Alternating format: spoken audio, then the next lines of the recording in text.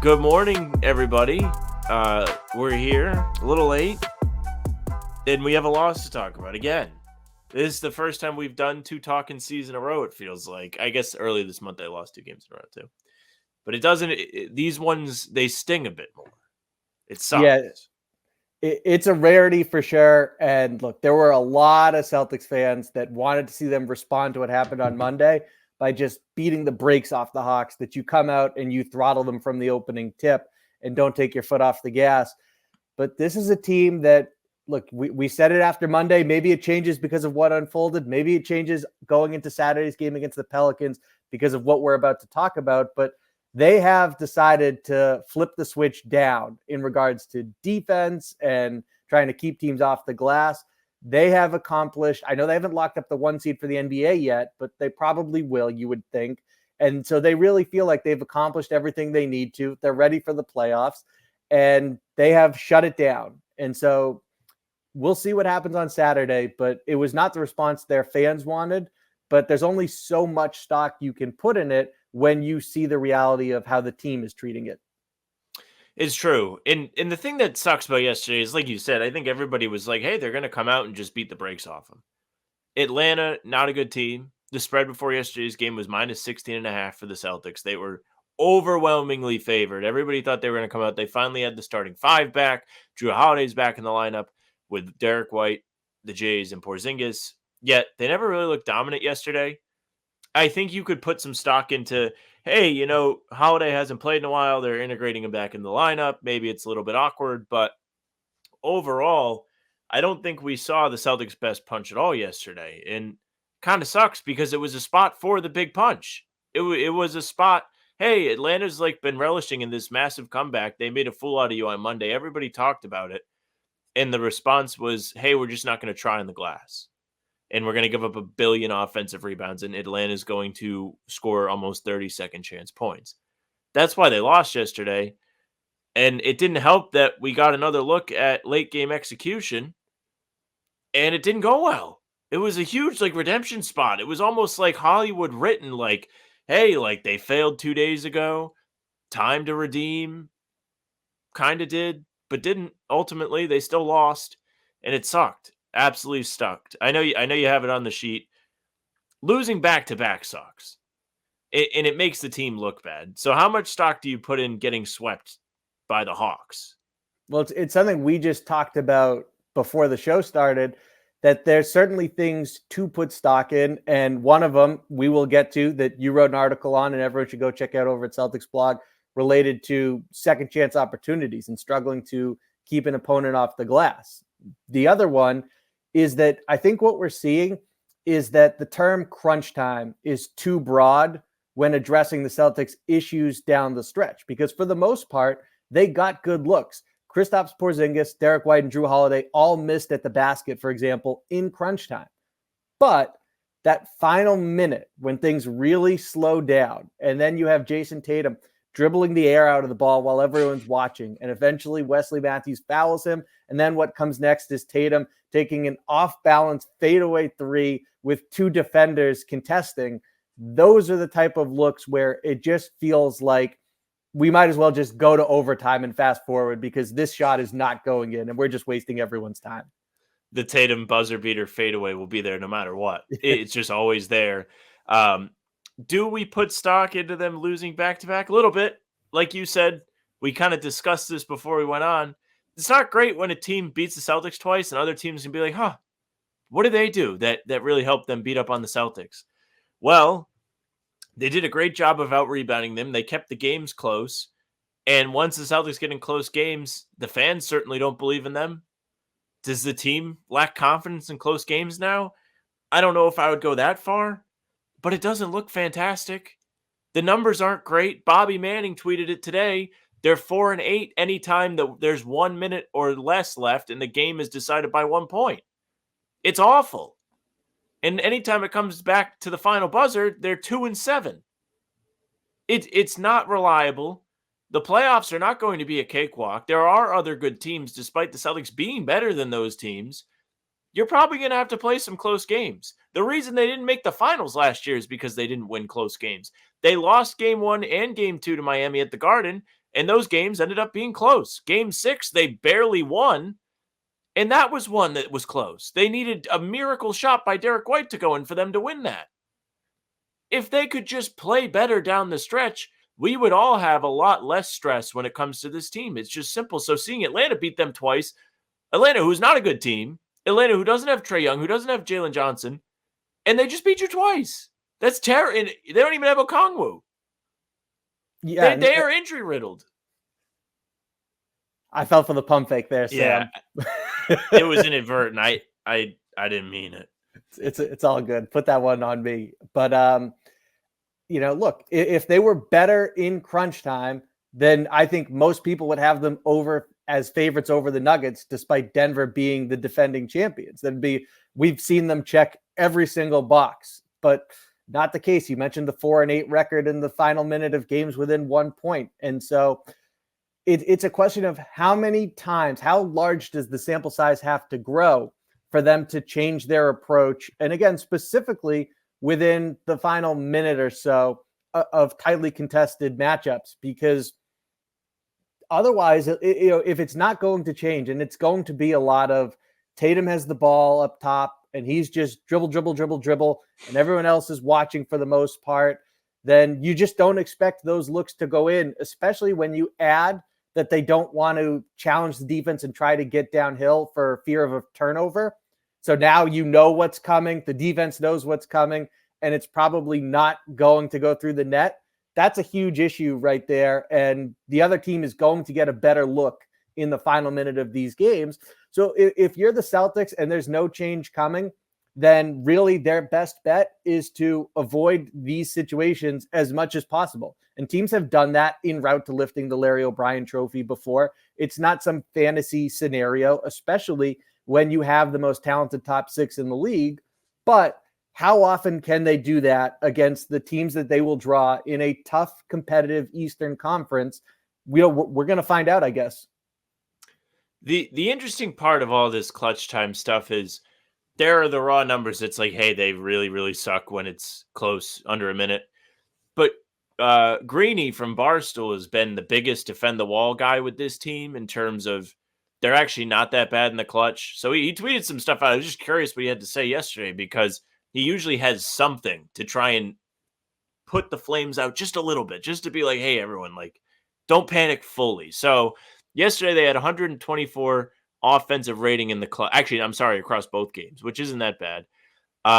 They shot 43% from the field, 33% from 3. The defense was the real problem. They allowed 50% and 54.5% shooting with 5 offensive rebounds. And then he tweeted out the clutch time shooting stats this year. Tatum is 36%, not good. Jalen 50%. Derek White 53%. Kristaps 56%. Drew Holiday 47%. Literally everybody not named Tatum is pretty good at it. He's just really not great at it. Thanks, Timo. Yeah, I also think that it's worth noting that the percentages look different. So when you register, okay, what's the league average in these situations?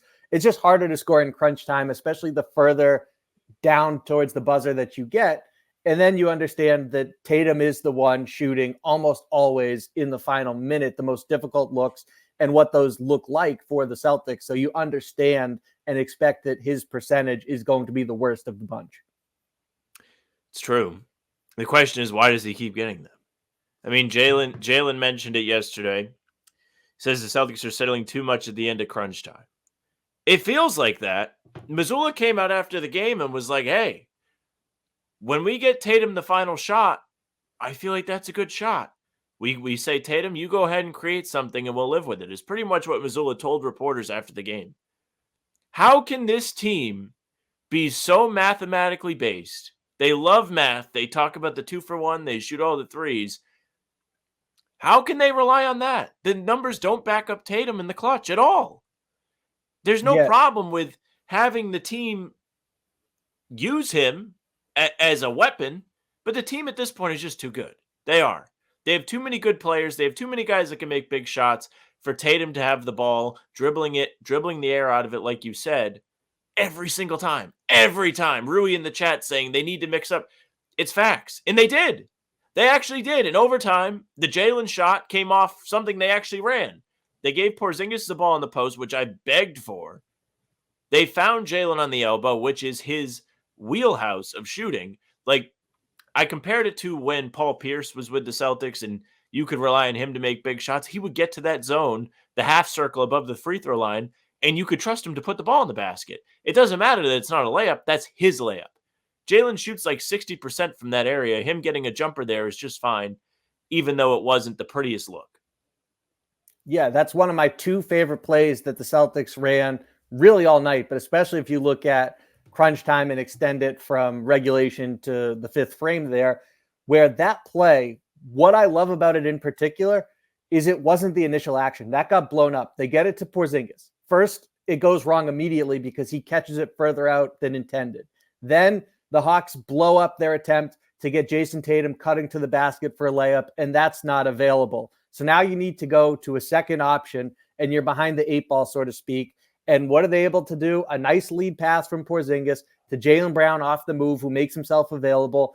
And look, it's a tough shot, but like you said, he's been a mid-range maestro all season, and really for most of his career, he's been highly effective from that area on the floor. So he gets himself square, he's balanced, he elevates, knocks it down.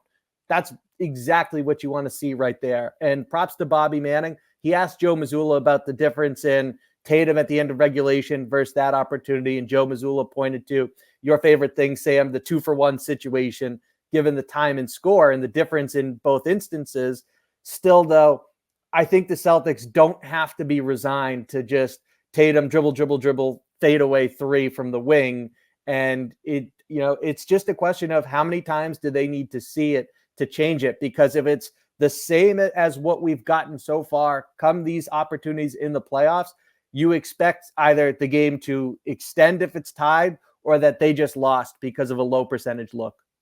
It's true. I mean, I was on Reddit this morning and the Tatum miss was like a huge hit in the NBA subreddit. Like everyone was like, this is awesome. But everyone in the comments is like, does anybody actually think this is going in ever? The answer is no. As soon as he gets the ball with like the clock ticking down, it's like, okay, like you said, it's either going to overtime or they're going to lose. I have no faith in him putting the ball in the basket for a game winner anymore, unless it's like a layup. They just don't go in right now. I don't know if he's in his head. He had a quote after the game that was like, I've missed him all year. I have to be due, as if he's putting parlays into his sports book. Like, him talking about a game-winning attempt shouldn't feel like you're talking about sports betting, where you feel like you're just due, so you have to keep doing it. The shots he's getting are just not good looks. He hasn't been good on those follow-away threes out of bounds. It's not a look I want to see him take ever, never mind with the game on the line.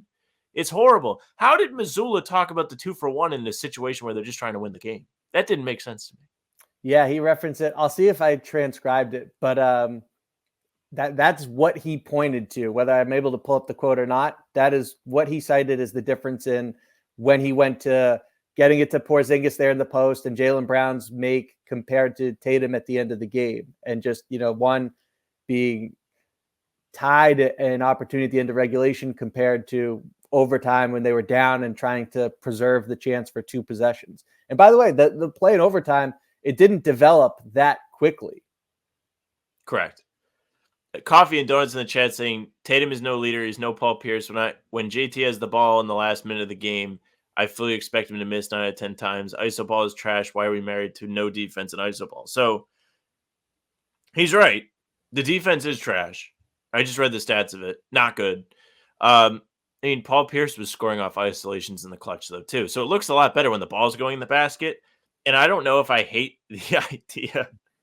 I know what you're looking at. We have a surprise guest coming in soon here.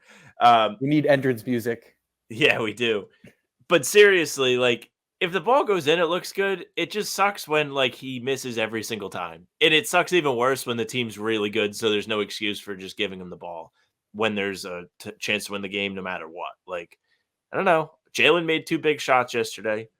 I trust Porzingis to do Nerf ball from the free throw line, just turn and shoot with one hand over somebody. Like, I think that's a fine shot. I don't really know if I need to see Tatum dribble. I get if you're trying to milk the clock completely, dribbling it out, but there still should be some like time frame where you're like, okay, time to go, time to start the offense, time to run something, instead of just dribbling until there's absolutely no time left, because it just doesn't work. Yeah, I still think it's an opportunity for them to draw two defenders and create a numbers advantage. I mean, if you run a Tatum Porzingis pick and roll up top in the middle of the floor, how does the defense respond to that? Because it feels like no matter what, there's a counter that's going to suggest the Celtics are in an advantageous situation now to play out of. So again, I just don't understand why they continue to resign themselves to that. And then maybe we should wait for Jack to segue into another topic, but at least we can start right now, Sam, because something else I want to get into that relates to the question, how much stock do you put into this loss? I think a better way that we could phrase it is, what do you put stock in from this loss with the playoffs in mind? And Joe Mazzulla talked about that he felt comfortable with Kristaps Porzingis switching on to DeJounte Murray. The Hawks attacked that relentlessly, often with success, especially in overtime. And Mazzulla said, look, we're going to need to get those reps going into the playoffs, that 1 through 5 where everyone's switching and Porzingis is finding himself on a point guard. And if you're the Milwaukee Bucks, for example, you're licking your lips to steal from Shaq. That's barbecue chicken right there. Kristaps on Damian Lillard. And so the only hope in those situations is KP keeps Lillard off the 3-point line, and then the Celtics don't foul or end up in rotation and collapsing and giving up a kick out 3 to someone else. But one, maybe they should have got more reps of it over the course of the season until now. 2, getting those reps at a time when people have stopped playing defense and are waiting for the playoffs. That's not ideal. And 3, I think that, maybe they should try to avoid those situations, because if they go to it against teams in the playoffs that have elite scoring guards off the bounce, like a Damian Lillard, that's advantage Milwaukee right there. It definitely is. Like, that is a huge weakness Milwaukee can pick on with the Celtics. What I put stock in from this this pair of losses is probably, I guess, in an ironic way, Mazzulla's commitment to the bit. He's talked time and time again about, hey, we're going to use the end of the season to kind of mix things up, try things out. And he pointed to yesterday as an example of that, using Porzingis in that 1 through 5 switch was kind of a funny way of him telling the media, hey, we weren't trying. Don't worry about this. He pulled the old Xbox excuse, when you lose to your friend. Yeah, I wasn't even trying, so don't worry about it. Doesn't count. I still just put a lot of weight into them not being great in close games. It sucks. Again, yesterday was a big redemption spot. Like, it was a big get right moment for them, and they didn't really do it. They were better. There was growth, but they still didn't win the game. They didn't get a rebound at the end of regulation, which could have iced it. They didn't even need to have Tatum fall out of bounds. If they just finished off that defensive possession, they would have been just fine. But instead, they continue to do what they've done all year, grab just over 50% of the rebounds anytime the game is within 3 points with under a minute to go. And that trend has cost them. I think they've lost 7 games, I counted today, in situations where they could have put themselves in a better position to win had they grabbed a defensive rebound and gotten a stop at the end of games. Because you mentioned you don't feel super confident in them getting stops. That's part of it. Like, if you're sitting there sweating a stop and then you're giving them another opportunity on top of it, it sucks. It sucks to watch. Denver, when they were playing Denver here and they were playing Denver away, they were doing anything to get a stop. And in both of those games, they gave up crucial offensive rebounds, and it's why they lost.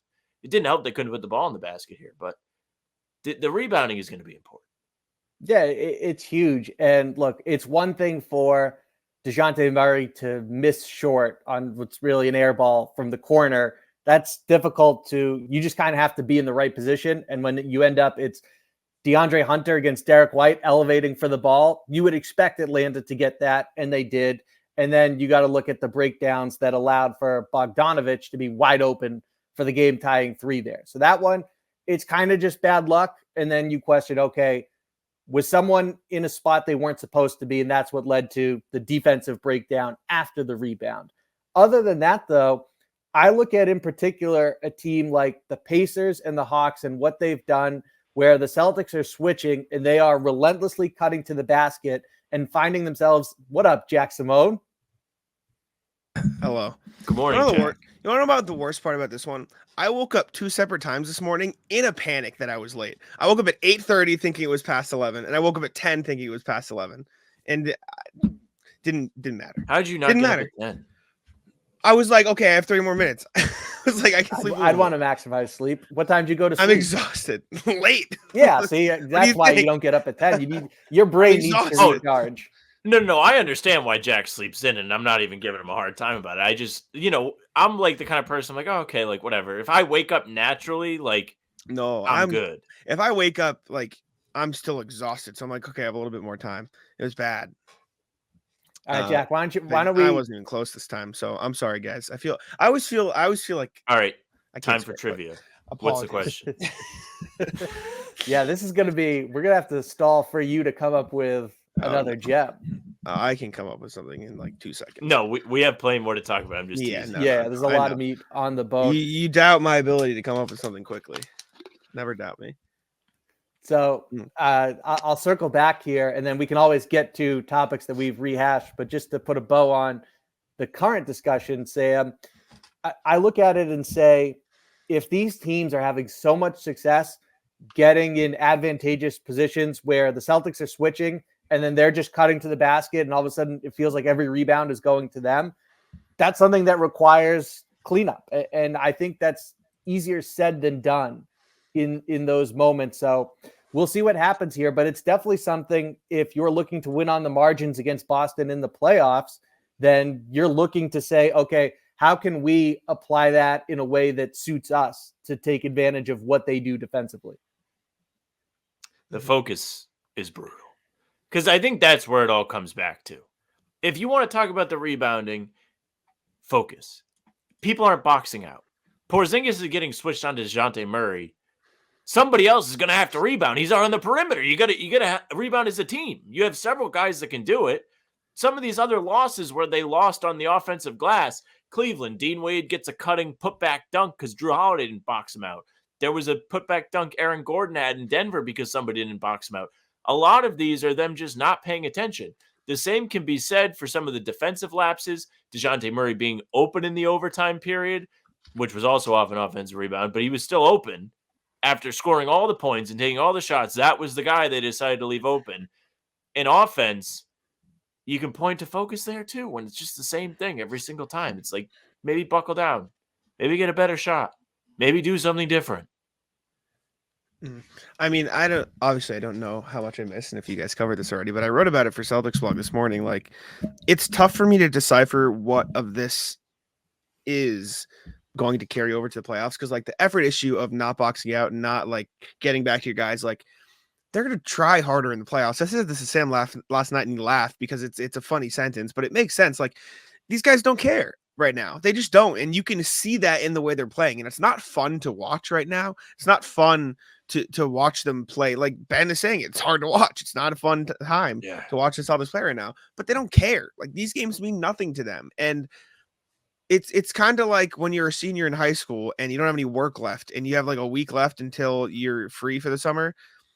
What are you trying for? There's no reason left for you to try. There's no reason left for you to give. Well, it's exactly what's happening. It's like senioritis for the Celtics. It's playoff-itis, whatever you want to call it, right? They just don't care. And you can say Nemi or Brissett. Yeah, sure, I understand. But the reality is the guys on the court can get those rebounds. They can make those defensive rotations. They can do these things.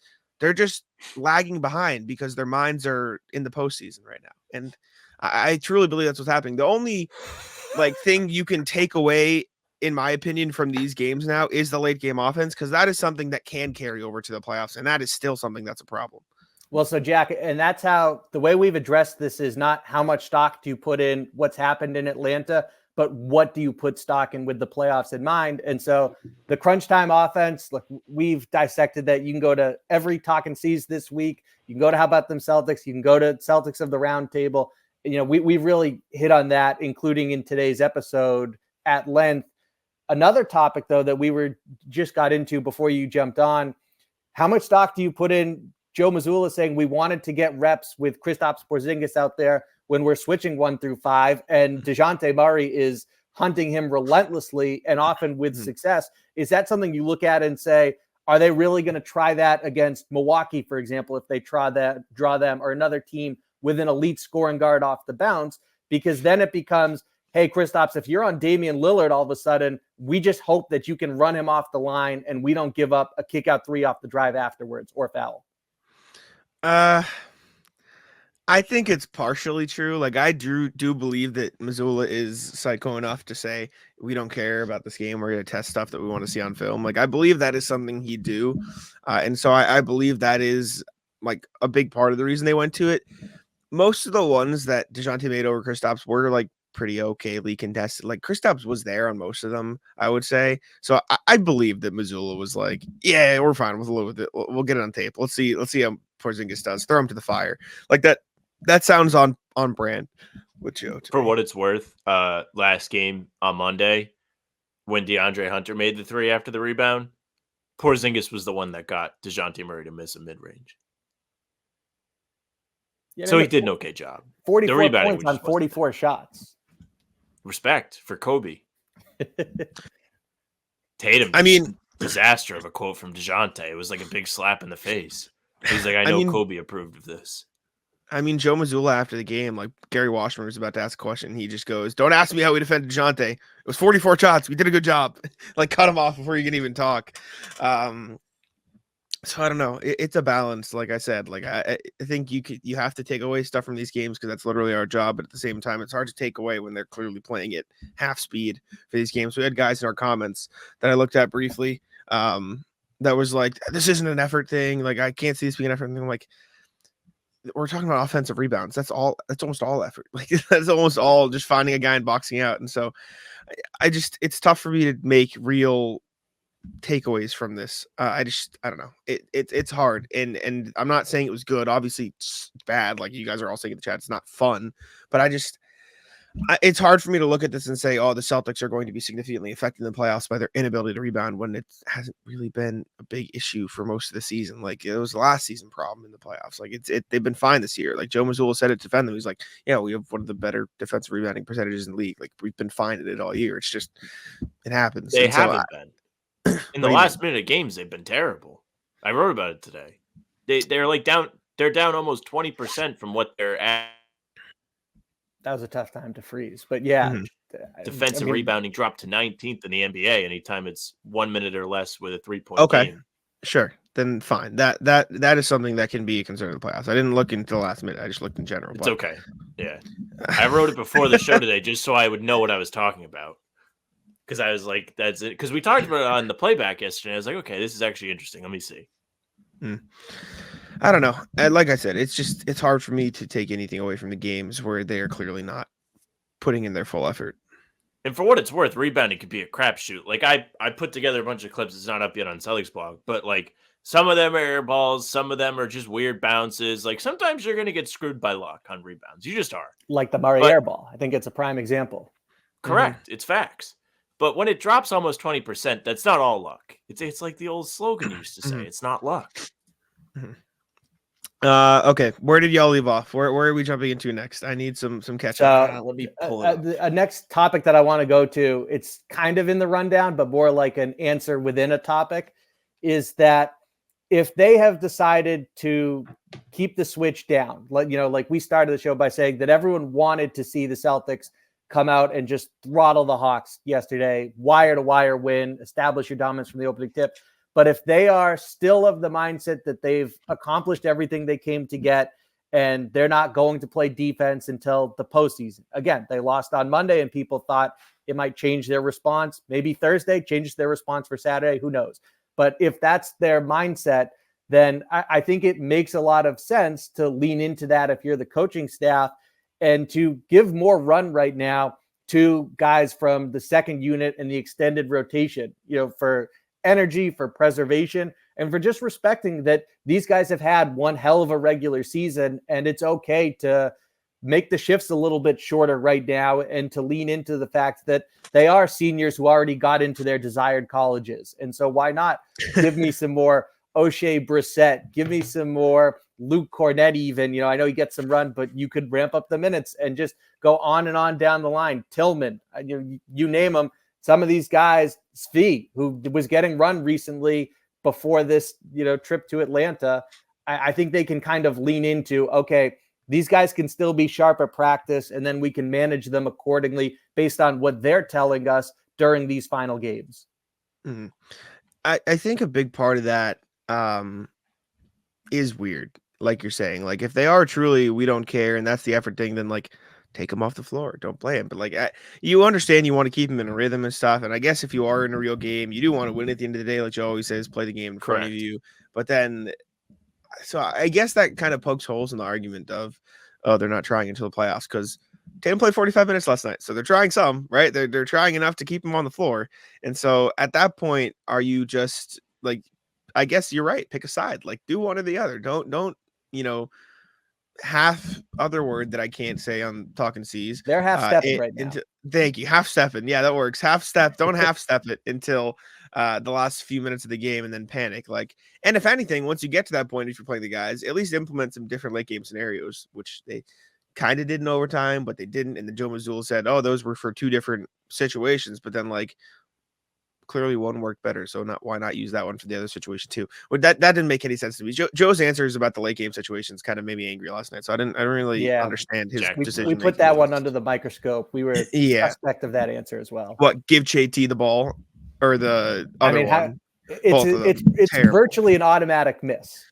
Yeah, really not good. And if I wrote about it today as well, like you're setting not only the Celtics up for failure, but you're setting Tatum up for failure too, but not at least running something for him. But anyways, I agree with your point. If you're going to not try and you're going to accept that this is just playing it out until the playoffs, at least give the other guy some run. So I'll back you there. That makes sense. Also, Jack, in important news, Michael Hilly, you are a legend.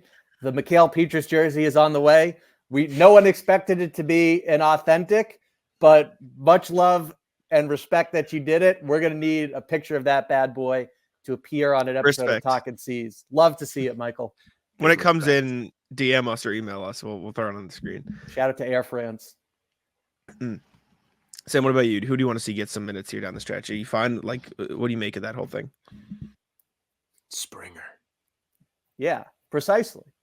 If I'm even here, Springer is my answer. I would love to see Springer. You are here. Maybe not for long because that was unbelievable. It's like he called the shot just now. I know. Well, he can tell when he's about to lag. But we are past the half-hour mark. What do you want out of me?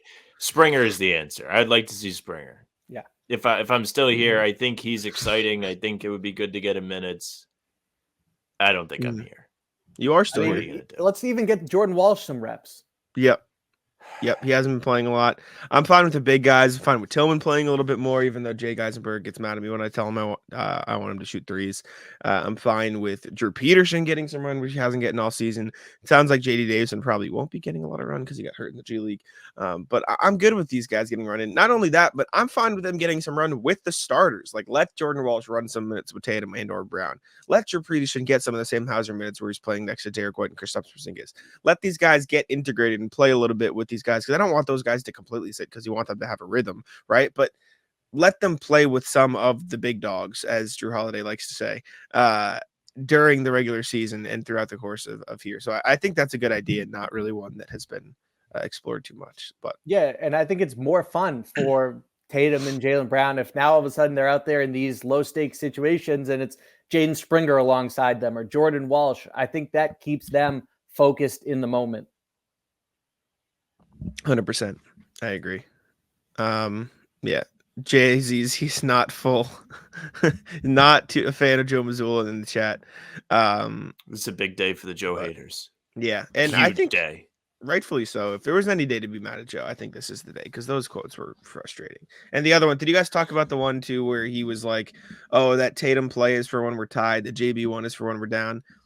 Why? Yeah. I didn't hear that part. I did hear him. Well, I mean, the one you were mad about that was like, hey, yeah, we'll just give it to Tatum and let him do something. Yeah. Well, yeah, no, he basically went on and was like, oh, yeah, those were two different plays for two different sets. When we're tied, we go to that one. And we're down one, we go to the other one. I'm like, so it sounds like you're saving the better play for when you're down one. Why not just run that when you're also tied to get the better? That it's like I don't get that logic. Have to keep the mix. But why take the other one out the mix though? Let Tatum go out of the mix. It's got to go out of the mix. Scrap it. The sample size is quite large. This is just like a weird one to like complain about the late game for me because I hated it. I hate that they lost. I hate that they ended up losing at the buzzer. But there was even growth from regulation to overtime. It Like it was was growth, better. but it wasn't growth though. It was growth in the sense that we saw better play, but it wasn't growth in the sense that he literally admitted, yeah, but when we're tied, we're still gonna just go to Tatum. That is what he said. He was They like, should just "What?" never go to Tatum. They actually should This bench is him. why I'm mad. Well, This is it's why I'm not mad because even of what he said. don't go to Tatum. It's give me something more creative than him Do just something dribbling with the air out Tatum. of the ball, taking a sidestep three, especially at the end of regulation when it's off balance with two defenders contesting. It's just not going in. Mm-hmm. Jack, did you see the Tatum quote on this? No, kind of. I saw him say, if this is the one you're referencing, he was like, I know I've missed a bunch this year. I've hit some in my career, but I love being in those situations. But I thought I was due for one, man. Something like that. Yeah, he was like, I feel like I was due. All I could see in that is just like my friends talking about gambling. Like, yeah, I was due. Like I put in the 12-leg parlay. I was due to hit. I don't think I lost faith in Joe. I just think No. this is a thing that But Joe can work on. I think Exactly. Joe's a good coach. I still think he's the right guy for this team. I think he's done a great job with keeping them locked in mindset wise in terms of day to day. We're going to grow. We want to improve on this. And I think from what he's telling everybody, yesterday was still an example of that, where he's like, we want to grow at defense. We want Porzingis to be able to guard guards in the playoffs. We want to be able to switch things in the playoffs. So we're going to try it. And they did it in a big spot. And if Missoula's philosophy is right, they're getting reps in when the game is actually on the line. Do we hate watching it? You bet. But if they're just using all these games as a practice, then Missoula is keeping right to his guns, and he's done exactly what he said he was going to do. yeah, I don't know. I just don't get like why. Like Joe clearly is like, I've seen Joe have like better coaching philosophies than this. Like we've seen it. I don't get why this is where he's planting his flag. That it doesn't make any sense. The only thing I can think of, and I wrote about it, is like maybe he's just saving it for the playoffs. He's just saving it. Maybe he doesn't want to give it up. Maybe he just doesn't want to show it. Right? Like It would be this is me. so fire. Yeah, this is my crazy pills. I mean, like no, he's definitely saving it. Like I don't know, guys, come on. But He has like 10 plays in his back pocket that he's just like throwing out there. That's what we have to hope, is that he is just saving it for the playoffs. That's what everyone's fingers crossed unfolds when we get there. We'll find out, though. The other thing I wonder, and it's tough when you're an assistant coach because your job is to follow the head coach's direction and carry out those orders and assist with it. But you've got Charles Lee and Sam Cassell there, two of the best. And you just wonder if someone at some point says something to Joe Mazzulla about, hey, we need to mix it up. I mean, I get that it's their first year working with Joe, but you would like to see one of them, if they feel like this is not, okay, we're saving it for the playoffs type of deal, and we're talking differently behind the scenes and maybe even getting some reps in practice of what we actually want. You got to hope that one of them says something. Mm-hmm. It's true, man. Would be cool. Anyways, all right. Working our way down this list that I don't know what you've covered yet because I overslept. Did you go over Murray and Porzingis? You did, or did he cover it all? We did do that, and that was the one I was asking you about. Where yes, okay, they wanted to get reps, but are they really going to go to that? And how often in a playoff setting, especially if the point guard on the other team is the prime example, I think, is Damian Lillard in the East, where that just feels really difficult for the Celtics to get a win in that scenario on a given possession. Mm-hmm.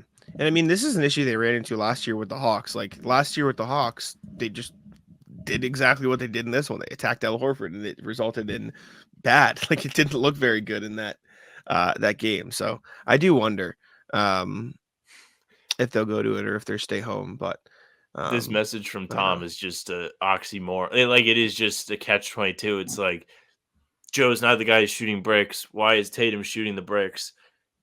Someone is telling them what to do, but also the players still have to go out there and do it. Like it is just a never-ending like back and forth. Where's the blame? Where's the blame? Where's the blame? And it's just like, I'm sick of it. Please just make these shots so we don't have to talk about this anymore. Yeah, exactly. And JZZ comes back with, why isn't Joe taking the ball out of JC's hands to go ISO? My dream scenario, which I don't know what happened. I don't know if you guys watched the last 3 minutes of the game. I'm talking to chat here. Chat, the last 3 minutes of the game, they ran this play where they did it like 4 different times, and it worked almost every time. And then they just didn't do it on the last play of the game. Like the last play of the game last night in Atlanta was the perfect example of you have 24 seconds to run anything you want. You had a full shot clock. You can get anything you want. Nah, we're good. Tatum ISO. Let's run. Is that and the like horns action?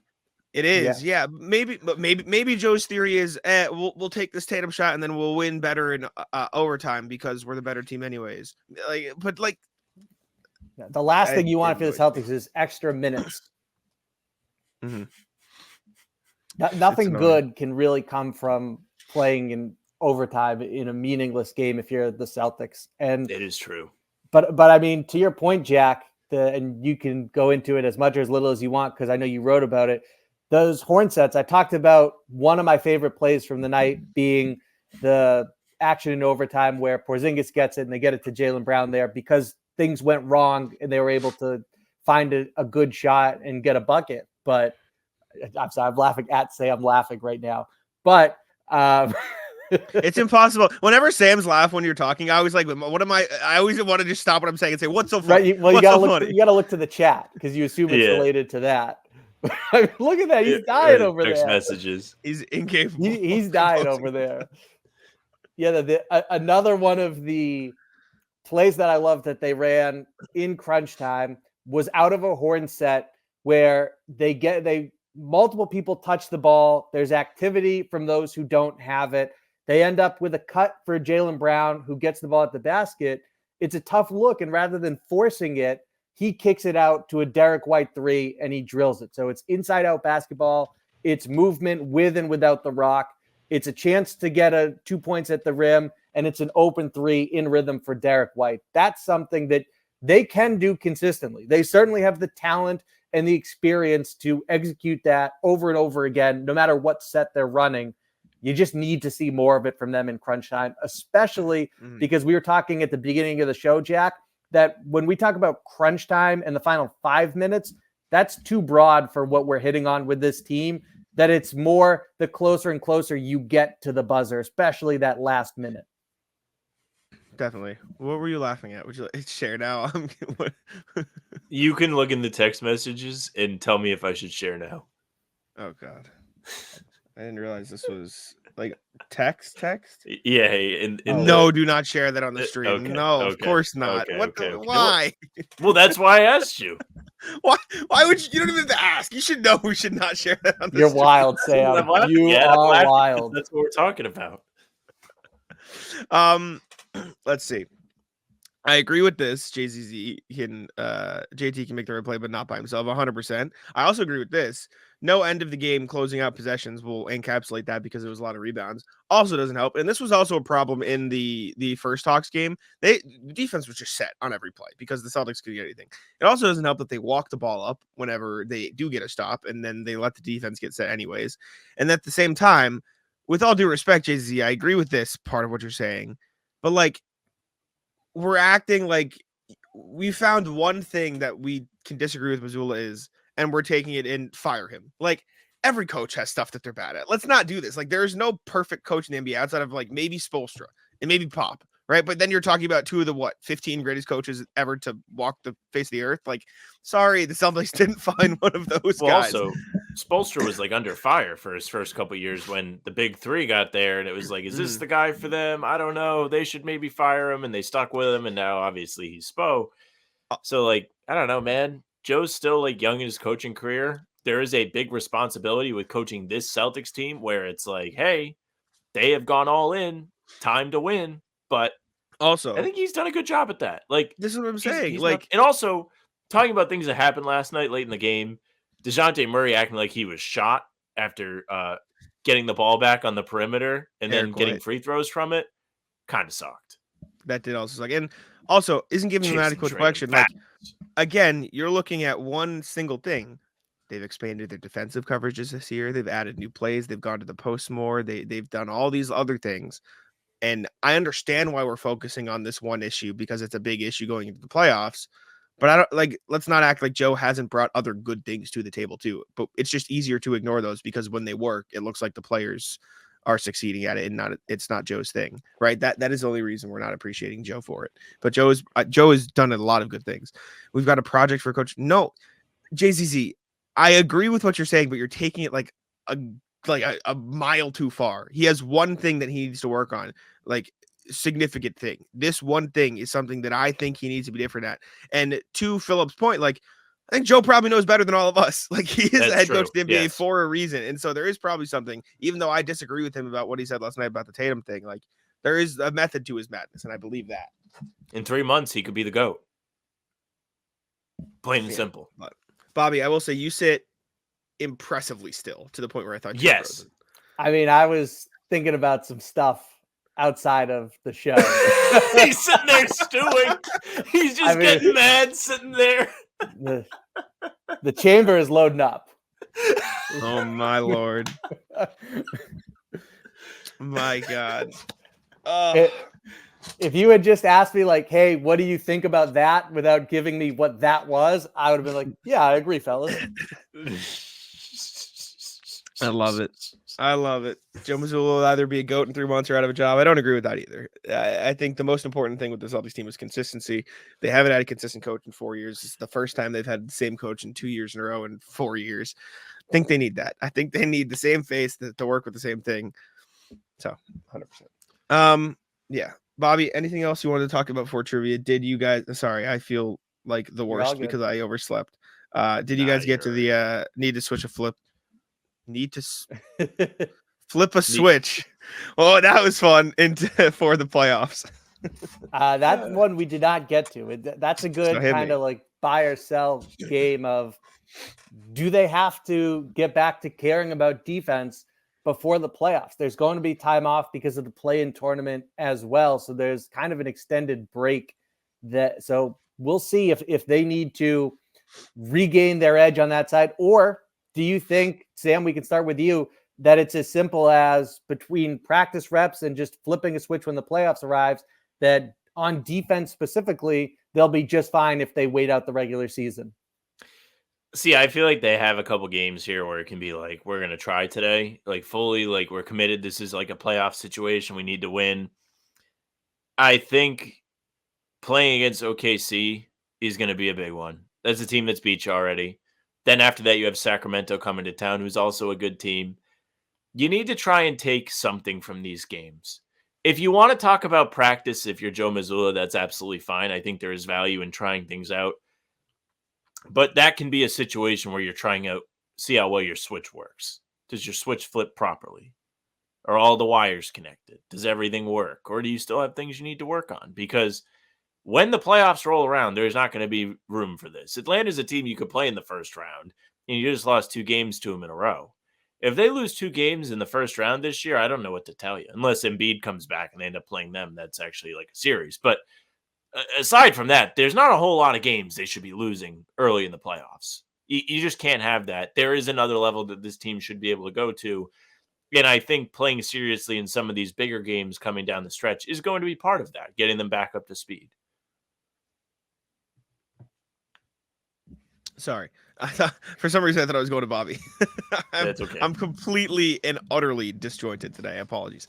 Like I said, like when I was talking about, like, it's just impossible for me to take anything from these games, because I am truly of the belief that the Celtics are just waiting until the playoffs. And so if I'm following my own logic there, that does mean I think they will turn it up for the playoffs, which I do. I do think they'll come into the playoffs ready to play.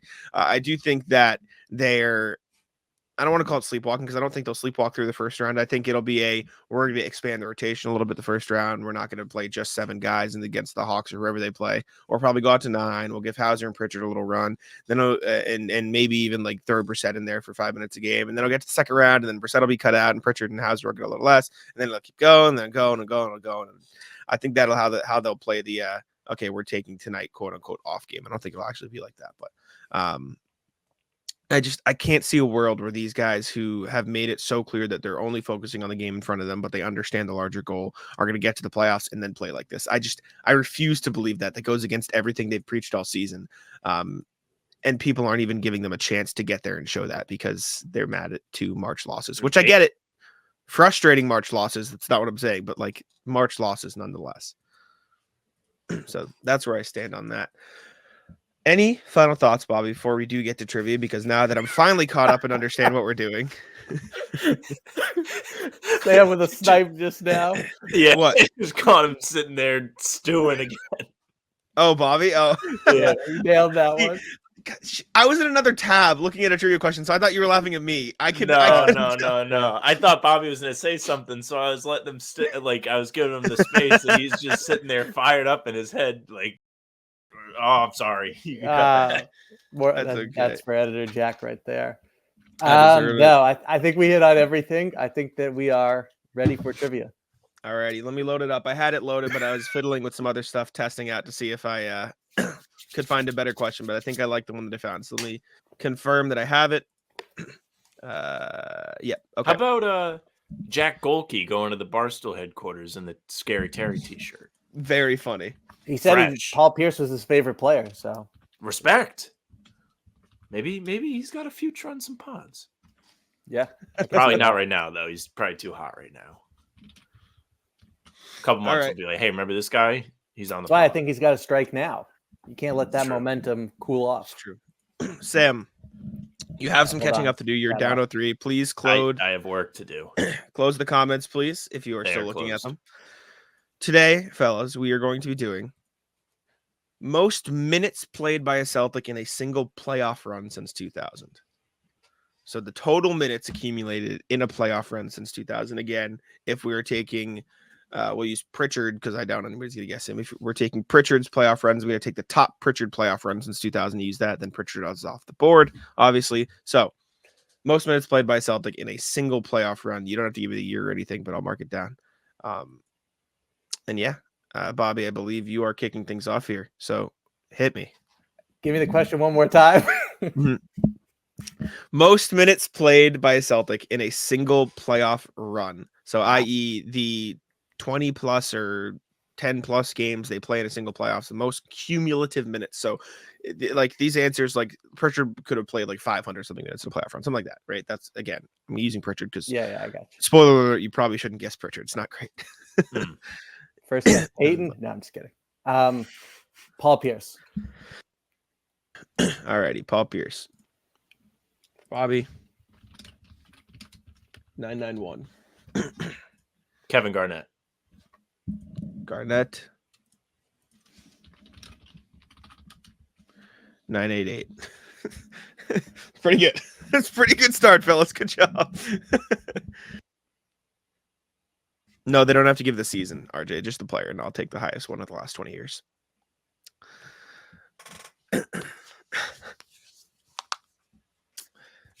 Is this more stewing or is this thinking? No. This is related to trivia. Different stewing. We've moved on from the stew. We're out of the kitchen. I will go with Rajon Rondo. Rajon Rondo gets you.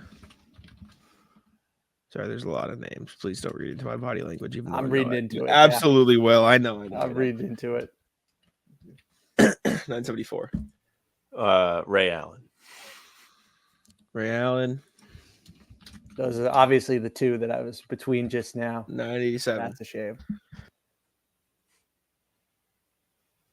Jason Tatum.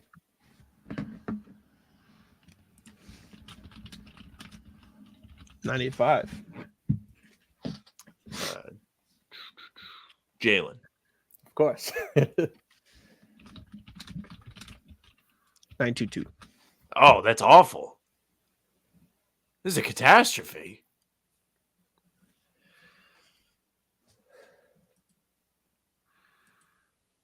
Al Horford.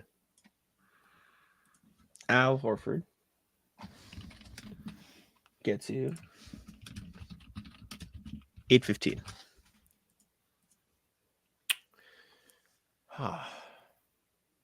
This is where it gets good. This is where you guys have found the drop off. Good work, everybody. Yeah, let's get a round of applause for the guys for finding the cutoff in minutes. After the Sam guess, I am going to take a pause just so I can add everything up and you guys have an idea of where you're standing. Sounds good. Oh man. Trying to make sure like I'm not having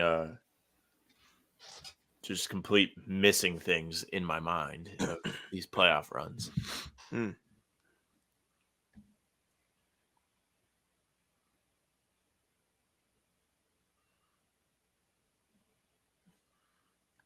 This is awful. This might be a really bad guess, but I'm going to guess Perk. Perk. All right, let's see.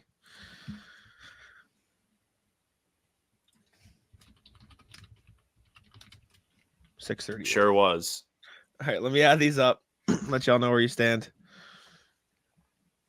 All right, hold please. Please filibuster if you don't mind. Or stew some more, whatever works. This is going to be another loss for me. I mean, you can see the obvious strategy is it's about the finals. Yes. Ready.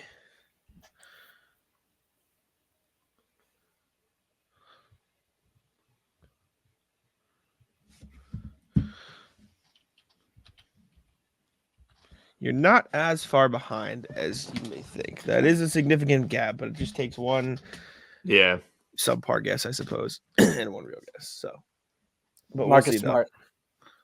Alrighty. Well, this one I feel good about. Oh, that's not what I want to He missed games.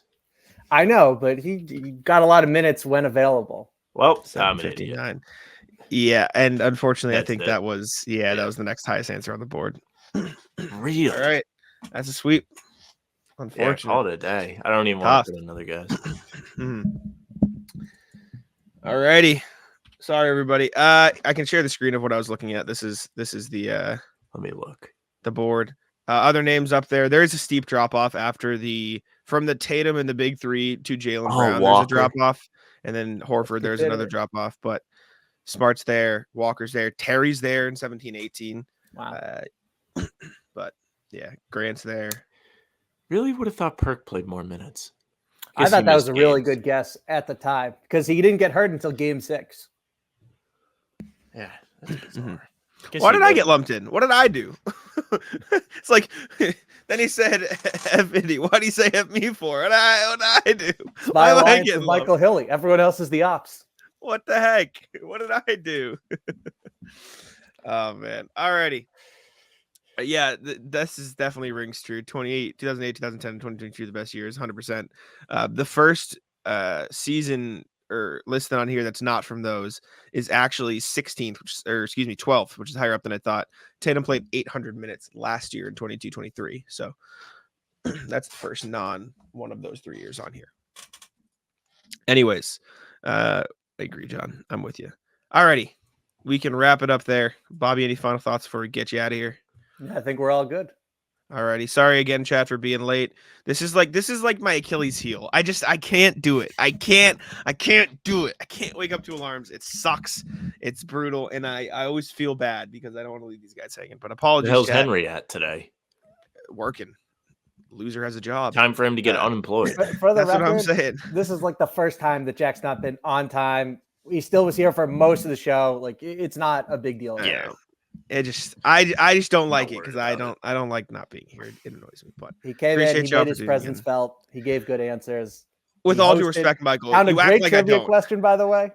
You act like I don't. It was about to ring on the show if I didn't cancel it in time. Like they were all like, ready? Chat, don't like this is not a I forget to set the alarm problem. This is a I don't wake up to the alarm problem. This isn't the problem of I don't have them. The calling won't work too either. We've tried that. It's not a matter of calling. It's just I don't You think I haven't called Jack? There was one day I called Jack like 30 times. I just don't wake up to loud noises, man. It's bad. Anyways, appreciate y'all for tuning in. Make sure to like and subscribe. Check out Bobby's work at sa.com/NBA/Celtics, and I'll let Sam wrap it up. Yeah, thank you very much for watching. Make sure you give Bobby a follow on Twitter at Bobby Kravitsky. Like Jack said, you can find him putting in the work for Inside the Celtics, part of SI Media. He's on the beat. He's great for your coverage, so you definitely want to keep up with him. You can follow us on YouTube, subscribe, hit the notification bell so you don't miss any of our daily uploads. We're coming at you with something new every day at 5, whether it's a full pod on Tuesday, Thursday, or Sunday, a game recap the day after a game, something else, breaking down a rumor, film, whatever it may be. You can also find these Talking C's streams live Monday, Wednesday, and Friday at 11 a.m. or around then. Spotify and Apple, Our full pods and game recaps are there too, audio only. So if you like that, you can follow us. Leave a 5-star review. We would appreciate that. You can find us via email. hbtcpod@gmail.com is the address. We are doing a recording tomorrow, so I'm sure you have something to say after yesterday's loss. So definitely email us. You can find us on socials at How About Them C's, Twitter, Instagram, and TikTok. The Facebook is just the name of the podcast. Our streams are there. They're on YouTube, and they're on Twitter. Jack's Twitter's at JacksMoneyNBA. Mine is at Sam LaFrance NBA. Again, Bobby's is at Bobby Kravitsky. That's it for us. Bye.